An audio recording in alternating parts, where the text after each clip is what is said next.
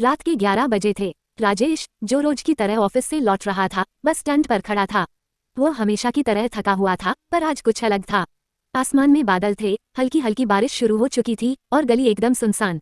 अचानक एक पुरानी गाड़ी उसके सामने आकर रुकी। ड्राइवर ने खिड़की से झांकते हुए कहा, आओ, मैं तुम्हें घर छोड़ दूंगा।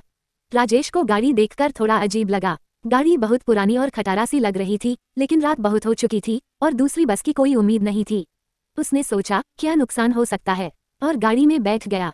गाड़ी में बैठते ही राजेश को अजीब सी ठंड महसूस हुई। ड्राइवर ने बिना कुछ कहे गाड़ी चला दी। रास्ता एकदम सुनसान और अंधेरा था। कुछ मिनट बाद राजेश ने देखा कि गाड़ी किसी अजीब रास्ते पर जा रही है, जहां उसने कभी जाने की कल्पना भी नहीं की थी। उसके आसपास पेड़ पौधे घने हो गए थे और रास्ता एकदम वीरान था। डरते हुए राजेश ने ड्राइवर से पूछा, भाई साहब, ये कौन सा रास्ता है? मुझे तो इस ओर जाना नहीं था। ड्राइवर ने बिना पीछे देखे धीरे से कहा, अब जब इस गाड़ी में बैठ गए हो तो तुम इसी रास्ते पर जाओगे। राजेश के दिल की धड़कनें तेज हो गईं।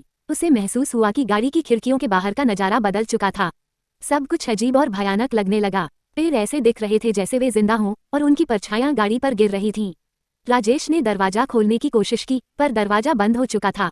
अचानक गाड़ी रुक गई। ड्राइवर ने धीरे से कहा, तुम्हारा स्टेशन आ गया। राजेश कांपते हुए गाड़ी से उतरा और जैसे ही उसने पीछे मुड़कर देखा, गाड़ी और ड्राइवर दोनों गायब थे।